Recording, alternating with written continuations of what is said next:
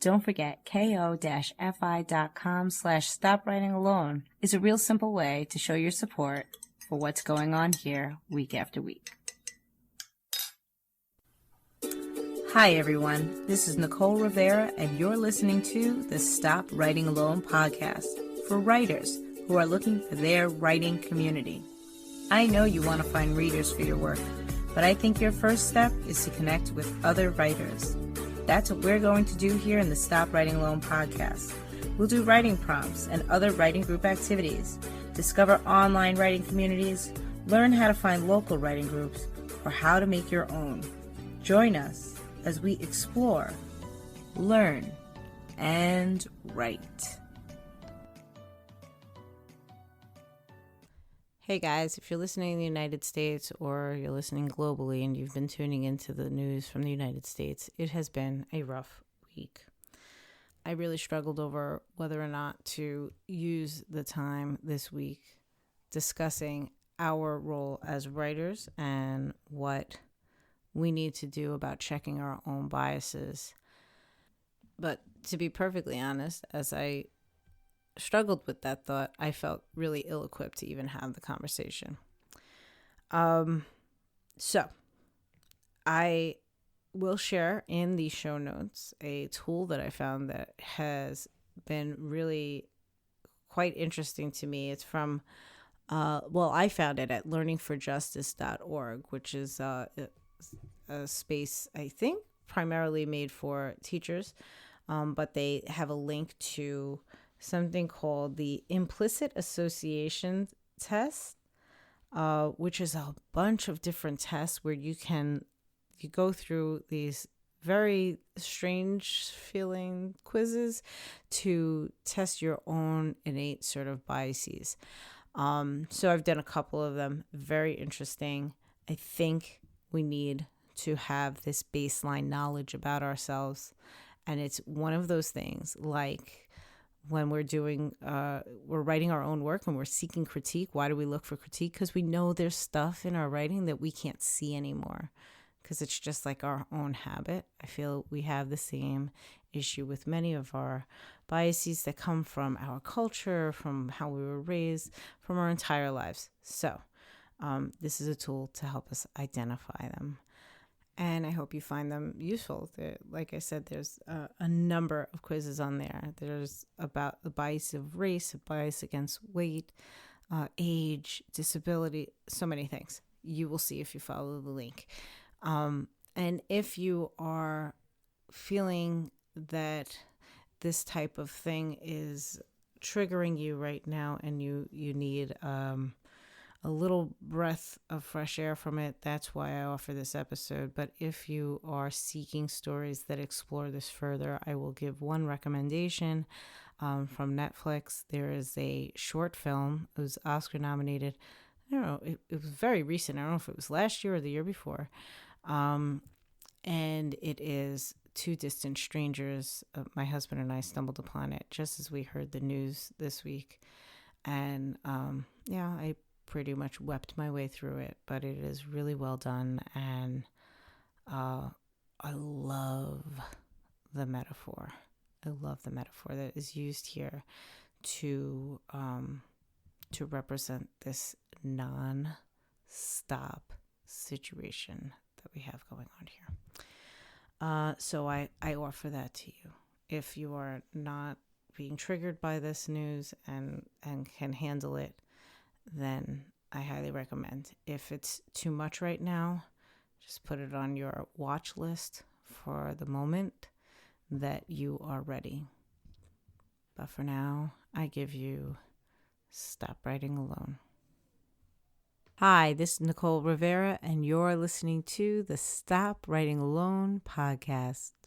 Just before recording last week's episode, I found out that my story for the NYC Midnight Short Story competition, round 1, qualified me to get into round 2. They sent the results earlier in the week, and by the time I recorded, that's all I knew. I had feedback on my story, but the following day after the episode aired, that Friday night, I received the next assignment and the next prompt. Now, I don't know how many people out there participate in the NYC Midnight Stories, the short story contest, or the flash fiction contest, which they have coming up. But I've been doing them for a while, and I'll first just explain to you why I find them valuable. I think I've discussed these contests before, but as a writer who's just starting to get their work out there, one of the things that I look for whenever I am going to enter a competition or submit my work or get anything out there is I try to look at like what's the value in it for me. And there's the value of course, if I find a paying market where I'm going to get some money for my writing. There's the value of exposure where my name will get out there and my byline, and perhaps, if someone reads my work and is really hooked by it, they'll come find me and more of my stuff. And then there's a value of like feedback and just learning and growing from the writing experience, like the whole experience itself. And NYC Midnight is a contest where you can potentially win money if you win the whole contest. But I had never really thought that I would make it through all the rounds to do that because it's such a huge competition. So the value that I had always seen in entering the contest is that they do give feedback.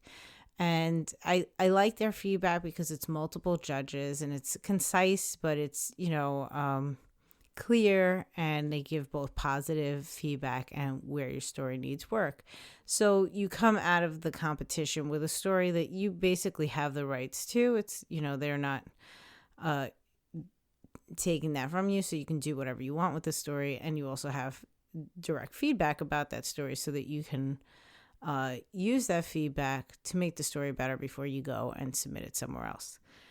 But I also love, as anyone who's been listening and hanging around for a long time, I love writing prompts, and every single one of their contests has, well, I can't speak to the screenwriting contest because I haven't done those, but the flash fiction, the short fiction, and the microfiction, they all come with a prompt. And I wanted to just like give you a rundown of my process of how I go from prompt to story within the allotted time. And this past week, I was given 3 days. It was 3 days to write a 2,000-word story. And so on Friday at midnight, they emailed me the prompt. And the way the NYC Midnight contest goes is that it's a 3-piece writing prompt. You get a genre, a subject, and a character. And so it was like, drum roll, please, as I open up the email and pray for me personally that I don't get historical fiction because I wouldn't know where to begin. And thankfully I didn't again. So I opened up the email and I got fairy tale, and my subject was nocturnal, and my character was a postwoman. So that was the group that I was in, and that's what I needed to write. You need to write a fairy tale as defined by NYC Midnight. You need to have the subject of nocturnal in your story, not just as a toss away, quick, make sure you use the word somewhere, but as a relevant piece to the story. And the character of the postwoman needs to be an important character in your story. So those are the rules. And so what I do, because they always release the prompt at midnight, and I think it's always on a Friday, but it's always at midnight, is that I open up my email. I look for this 3-part information. What's my genre? What's my subject? And what is my character? And I take out a blank piece of paper and I write those 3 things down. And then I go directly to the NYC Midnight genre definitions page. And I'm going to put a link to that page in the show notes. So of course, I'll put a link to NYC Midnight in general. Because I do really like the way they define the genres. Each genre definition is one paragraph long. That's it. And they give you a pretty clear definition of what they define as, in my case, a fairy tale. And then they also give you 2 or 3 examples of stories and or movies that, kind of encompass their ideal of the fairy tale. So I open that up, and on my piece of paper, I jot down some notes about, what is the fairy tale? What are the components that I think NYC Midnight finds very important? And, they had started by saying that it begins with Once Upon a Time. And I was like, okay, let's make sure I start with Once Upon a Time. And some pivotal elements to a fairy tale are magical folkloric type characters, and which could include fairies, of course, could include witches, could include talking animals. And they had just a short list, so I just did bullet points on that. And then that the fairy tale is typically got, trying to get us to understand some universal truth. So I put a star next to that in my notes, because that's like a big deal. If I don't hit on some universal truth, then I don't think they want to hear from me. And then the next thing I do is I take the subject, and in this case I got nocturnal, and I head on over to Google, and I say, define nocturnal. And I literally write the definition for the word. And I write the definition, particularly if there are multiple definitions. Now, in the case of nocturnal, there weren't really varying definitions, but what ended up popping up when I Googled it were various nocturnal animals. And I was like, oh, okay, that's great. I want to jot that down. So I'm just ideating at this moment when I'm getting the prompt. I'm just going straight into jotting down all the things that I know about the information that was given to me, or that I don't know and I just found. And then I follow the same process with the character. I will Google the name of the character, whatever it is. Last time my character was outlaw, so I Googled outlaw, and I got the definition of an outlaw, and I wrote that down. But I also saw that there was a motorcycle club called the Outlaws, and that ended up being what my first story was all about. And I wouldn't have gotten there if I didn't put this word into Google, because, my mind can only make so many connections, right? Based on my own experiences. So I did the same thing on Friday night with Postwoman. Basically just got the definition of Postwoman, but I scrolled through the Google page just to see if anything else popped up with Postwoman, and nothing really did. That's all I do on Friday night. And I'm a nocturnal gal myself. Lots of times I'm usually up really late, but on the nights that I get my NYC Midnight prompt, I try to call it a night right after I do all of that work of writing down the definitions and everything, because what I want to do is I want to sleep on it. If I'm too awake and I can't fall asleep, maybe I'm too excited about what I just got, I will hop in the shower and just take a shower and then go to bed. But I don't do any writing on the first night. On the second day, I then come back to the piece of paper and I just start jotting down various ideas, anything that comes up.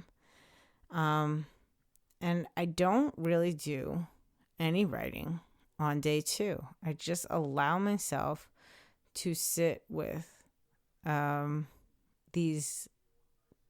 all of this information that I got. And I kind of go back to, I believe it was Neil Gaiman who used the metaphor of the compost heap, of how when we are writing, what we're getting our richest ideas from is the compost heap in our mind, where we just have all these different ideas and we're throwing them together, and then they're going to break down and become something rich and beautiful. That's what I always want to happen with this NYC Midnight thing. The problem is that the deadline is so tight that I kind of have to like manufacture the elapsed time with the ideas. That's why I have to really, as soon as I get the prompt, throw it all into my brain and let it just work together, and go to sleep, and give myself the time to think on it. And so I spend the second day doing mostly, writing down ideas and just one or two sentences. And I think for this past weekend, I got like 4 different ideas. And there was one that was kind of like, I think this is going to be it, because I'm not feeling like anything else is really getting me. So when I think I have something that might be a workable story that I can make into a 2,000 word moment, then I go to the story structures. And this is really funny, because when I do novels and most of the time when I'm writing short stories on my own and writing for my own prompts, I'm a pantser. I just write, and then I see what happens. But I guess it's because the tight timeline that I know I don't have time to really write it all out, then come back and find the story within and, pick it all apart. So I go to very basic story structures and try to see what I can imagine playing out with that 1 to 2 sentence story idea. And one of the first and simplest story structures that I like to use, particularly when I'm working with something so short, is what I call the Pixar story structure. I mean, you can Google it. You just type Pixar story structure. And it is 7 parts. But it's not like, that sounds like a lot for a short story, but it's not. So if you're not familiar, there's, of course, the 21 elements of Pixar storytelling, or I don't know, it's not elements, 21 points, whatever. That got really, really famous. Like 21 rules, maybe it is, of Pixar storytelling. This is part of it. This isn't the full 21, of course. This is the basic story structure of stories from Pixar. Once upon a time, fill in the blank, and every day, fill in the blank, until one day, fill in the blank, and because of this, fill in the blank, and because of this, fill in the blank again, until finally, fill in the blank. And never since that day, fill in the blank. So that probably sounded nuts to you, but basically, each one of those blanks represents, a pretty important part of your story. The once upon a time and the everyday, those first 2 are really just setting the scene. That's like where we're beginning. Once upon a time, there was a guy that did this, and every day he did this. We're getting to know our character. Until one day, that's the whole like hitch to your story, right? So he's doing his thing until one day, what happened? Fill in the blank there. And then the thing happened, whatever it was, your big event of your story. Because of that, what did he do? Fill in the blank. And he did some stuff which has consequences. So because of that, fill in the blank again. And depending on the structure, sometimes you'll see some people say because of that 3 times. So you might have a third consequence because of that again. And then until finally, And now we have our climax until finally we get to ta-da. And that's sort of like they lived happily ever after, but in the Pixar story structure, instead of saying they lived happily ever after, they say, and ever since then. And then you get to fill in the blank. You get to paint the picture of happily ever after. So it's a really, really great structure. I'll drop a link in the show notes for, one of these graphics. There's so many infographics of this story structure. So when I get my story idea, and if I can fill in all the blanks on that, if I can get the beginning and get a sense of who my character is, and I can see what the big event is, on what the various actions are, the consequences, and a climax that's satisfying, then, maybe I have something to work with, right? This past weekend, I had this idea and I could fill in all those blanks, but it just wasn't like, I don't know. There was something missing. It was like, yeah, it's a decent story. I get from A to B and okay, we live happily ever after. But, this is a contest. I want to stand out in some way if I can. I want something extra. So, as I said in the previous round, where my character was an outlaw, and rather than going by the traditional definition of outlaw, of course I had thoughts of like, Old West or something like this. I think I had, maybe it was suspense was my genre. I'm not sure. And then I had an outlaw. Once I had found that extra twist of a motorcycle gang named the Outlaws, I was like, whoa, that's a cool twist, right? Because definitely I could be writing a story about an outlaw, but I could double down on it that is part of a motorcycle club called the Outlaws, and really dive into that world. What is the world of being in a motorcycle club? How can I add some unique characteristics of that? And not that I've ever ridden or have any desire to ride a motorcycle, but I love me some Sons of Anarchy back in the day. So I felt like, yeah, I could dive into that world. That could be fun. So that's the story I wrote. And I felt very satisfactory to not only be able to fill in all my blanks, but also to have this extra twist. So this weekend, when I'm dealing with my postwoman character, and nocturnal, and being a fairy tale. By the way, that's part of the reason that I went straight for the Pixar story structure, because I knew I had fairy tale and I knew I had to start with Once Upon a Time. I did not use the Pixar story structure with my previous story, so I'll come back around to that in a minute. So I don't know if it was, I guess it was Saturday night. I was just getting really frustrated because I didn't want to write the story that I had sketched out.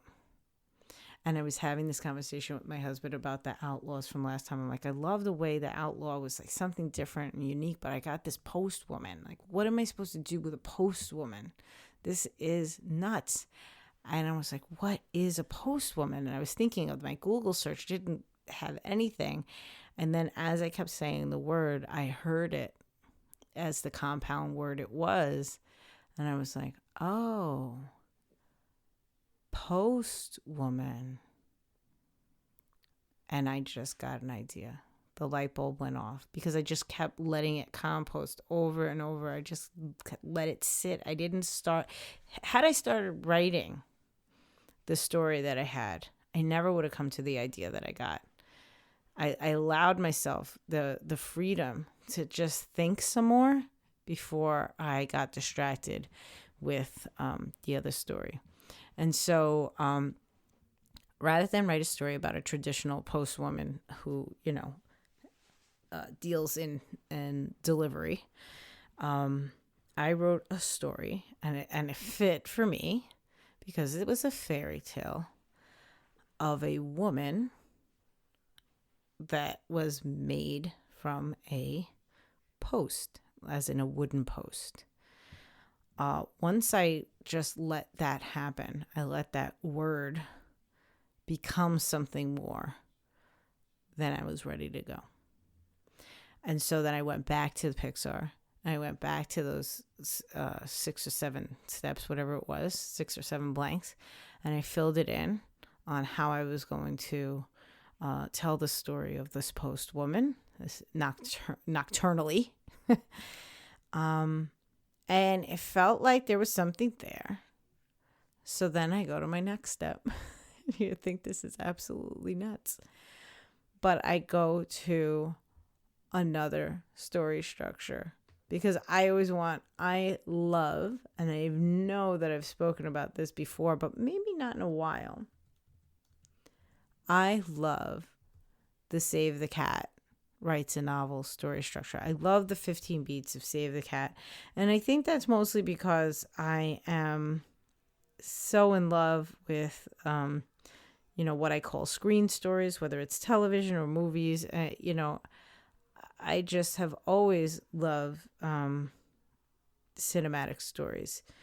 And that's where Save the Cat comes from. It comes from Blake Snyder's book on how to write a screenplay, a sellable screenplay. And what Jessica Brody did was adapt that to help her write her novels. And thank goodness she decided to share it with us, because now we all have these 15 beats for writing a novel. And so I took my, whatever it was, 7 blanks from the Pixar story, and I tried to then apply that story, expand it a little bit into the 15 beats. And the 15 beats just really quickly are the opening image, which fits very well into my Once Upon a Time thing. But beat 2 is the theme stated somewhere in your story, right there at the beginning, right after you do your opening image, or maybe within the opening image, getting the theme, which again, remember, was important to fairy tale, that universal truth. Getting the theme somehow stated in your story. Then beat 3 is the setup, and then beat 4 is the catalyst, and that fits in with the Pixar thing, because the setup is that, like, and every day he did blah blah blah, and then the catalyst is until that one day, right? Number 5, beat 5 is the debate, and when we're in a novel or a full-length film, that's where your character is, they've figured out the thing they need to do, and they're like, should I? Shouldn't I? I don't know. I have this life. Everything was fine. Now I'm being called to go do something exciting. So that happens, and, you can do that in a short story as well. Beat number 6 is to break into 2, just getting into Act 2. Beat number 7 is introducing, it's called B story, introducing like your secondary characters, and, many times this is like a romantic interest or something in a longer piece. Beat number 8 is the fun and games. That's really like the promise that you gave to your readers at the beginning of, the call to action. I always think of it, probably because I first learned the beats through the filter of the Hunger Games. The Hunger Games is a really great example of the fun and games of it all, because that's the whole section of the literal games of Hunger Games. Then you have the midpoint on beat 8, where, we're at the middle of the book, and we're going to have either some great success or some minor failure. And then number 10 is the bad guys close in. So we're going to have a flip of the midpoint, whatever that was. If it was a success, you're going to have the failure. And most of the time, that's why it's the bad guys close in. It's usually We thought we were succeeding at the midpoint, and now the bad guys are coming after us. But then 11, beat 11 is all is lost. No matter what happened with the bad guys close in, now beat 11 is, it looks like nothing's happened, it's all is lost. Do I need to explain this? All is lost. Beat 12 is the dark night of the soul. So that moment when your character feels that everything is lost. And what is the point? Why are they doing this? All the bad feels. But then in beat number 13, they break into 3. They break into the third act. And they make a choice to sort of come out of that dark night and do something new. And then beat 14 is the finale, which is, back in the Pixar, what was it called? Until Finally, I think is what we called it. And then 15 is the final image. And that mirrors the Pixar as well with the, and then from that day forward, they did this. So that was a very, very fast run through of the 15 beats. But what I like to do is I like to take my story thus far and see, do I have 15 beats? It's not the biggest deal in the world if I don't have all 15 beats when I'm looking to write a 2,000-word story, but it's nice if I can find them. So I did that with my new post-woman story, and then I was ready to go. Once I have that, then it's time to sit and write. And things might change from the outline, but I keep a very, very close eye on word count. Oh, I should say, when I do when I did the Pixar thing, and I said, well, I have 2,000 words. I actually divided it into 7 parts, divided 2,000 by 7 parts, just to see how many words I had to play with each of those sections, just to give myself a sense. So I do apply a little bit of math to the process as well. Not that I stick to it too much, but I want to just know beforehand how much I can do before I go too far into, developing the world or really talking about the theme too much. Just want to go boop, boop, boop, get in and out. I only have 2,000 words to work with. And then I write, and then I wrote the story, try to get all my beats in. Then I come back, check my word count, make sure I am under the 2,000. This was wonderful. This rarely ever happens to me. I was actually under 2,000. I'm usually, when I finish my first draft, I'm usually over the word count, and then I'm in the nightmare of trying to get it down under, so I'm not disqualified. And then we get to the wonder that is stop writing alone. If you are in a contest, particularly something like this with such a tight deadline, it is really quite wonderful if you can have a writer friend available to you for the night or the weekend, and just say, when you're ready, just send it to me. And I was blessed that Jackie Dana, who's in the Stop Writing Alone Happy Campers Club, she knew my prompt was coming. She was in round 1 as well. In fact, last contest that we did, she made it to round 2. I don't know, was that Flash? I think that might have been the Flash fiction contest. But so the roles were reversed this time. And so she had said Friday afternoon, she's like, well, whenever you're ready, just send it over to me. And I was like, okay, thanks. It probably won't be till tomorrow, the next day.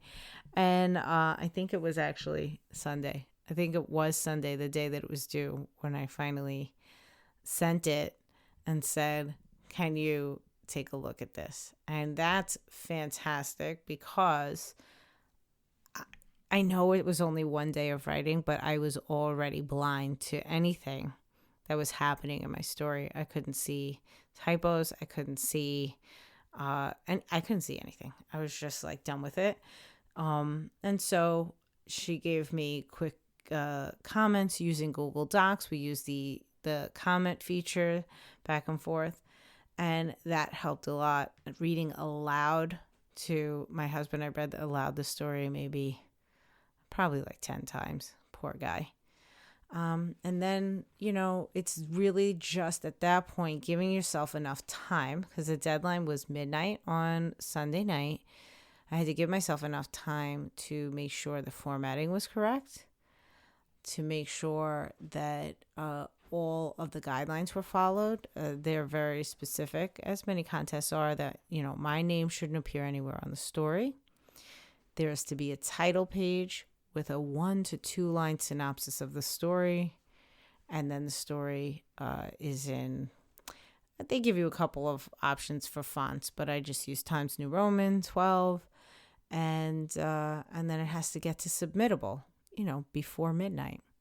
So that is pretty much it. But I thought it would be interesting to just talk you through the process, because I know everybody has a different process. And I have a different process, like I said, for even writing my own stories. But when I am given a prompt with a deadline like this, I do tend to dive into this type of structure.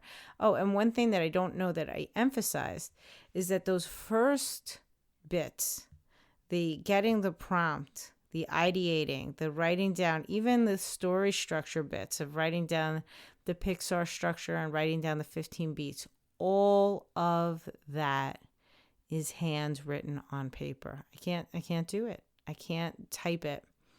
I only allow myself to type once I've gotten like a final clear idea of what I want to do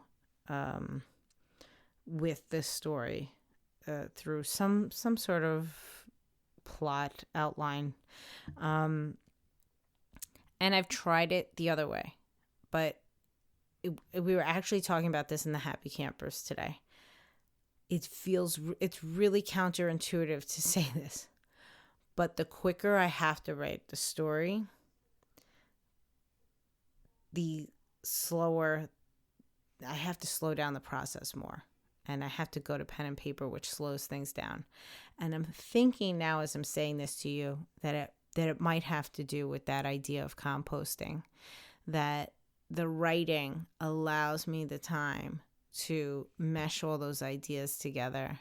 Whereas if I were typing, I'd be going way too fast to allow that to happen. Like I said before, had I started typing that previous story that I wasn't madly in love with, even just to like practice to see where it would go, I promise you, like, nothing else would have happened. I wouldn't have written anything else. That would have been the story I would have written and submitted, whether I loved it or not.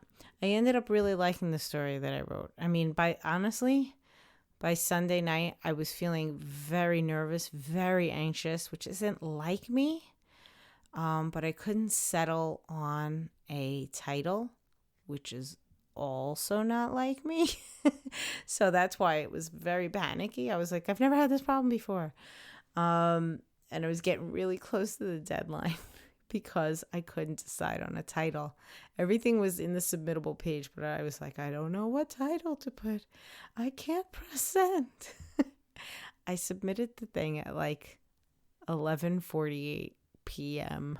I had 12 minutes to spare. It was ridiculous.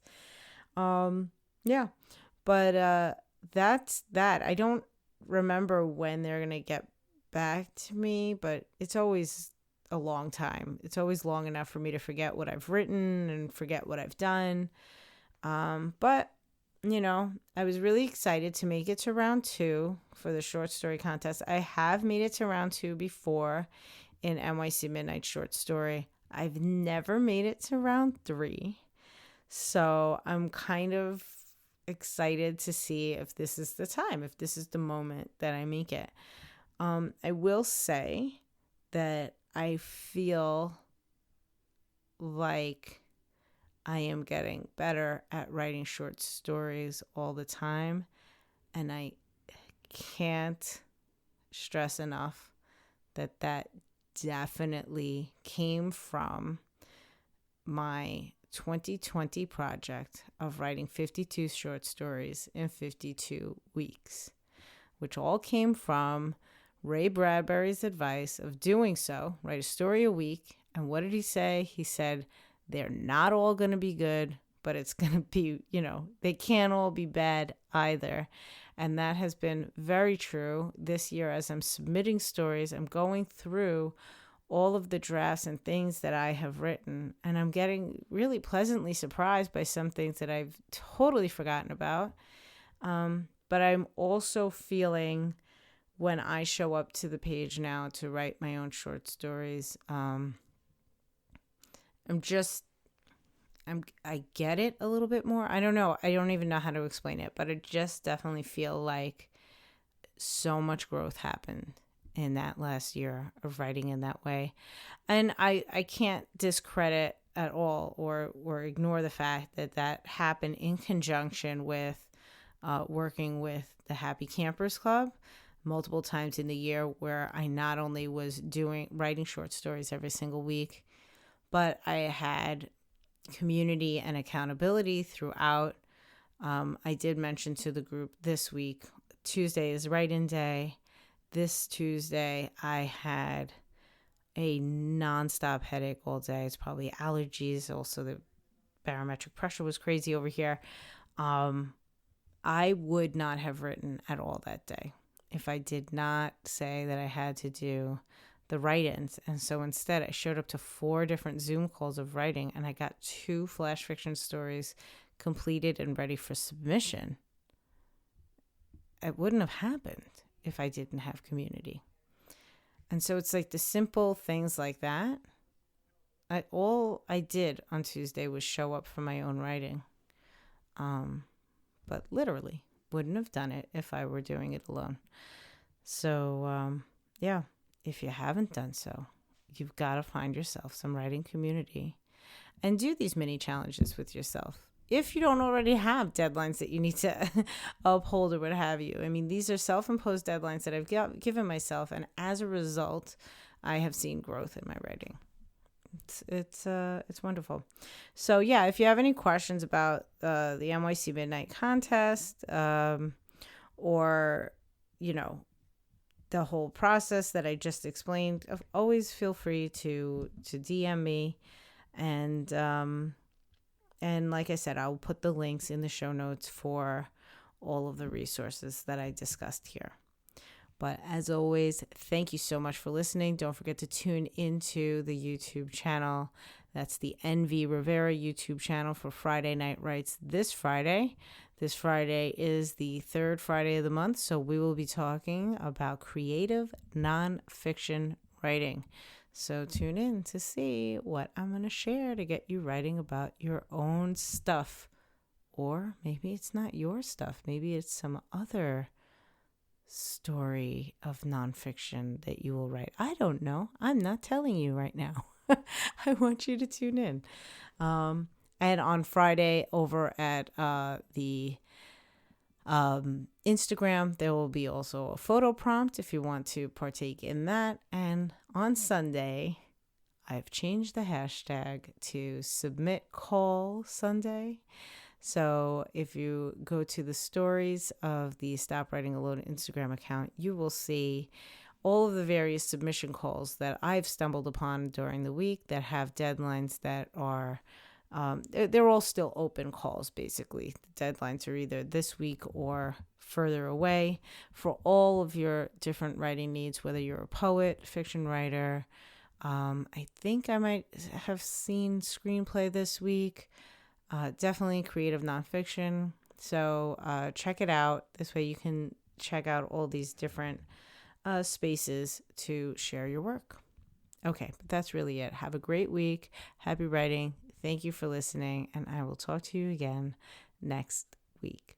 Before you go, don't forget to subscribe to the Stop Writing Alone podcast wherever you're listening to this episode today.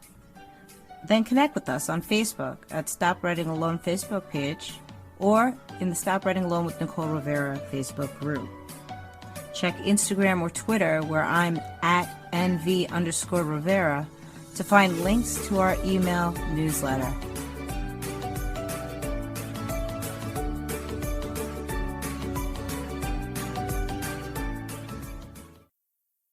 Recording, hosting, editing, producing. It's so much work. Disaster has struck. I finished my coffee. Tell me coffee is coming.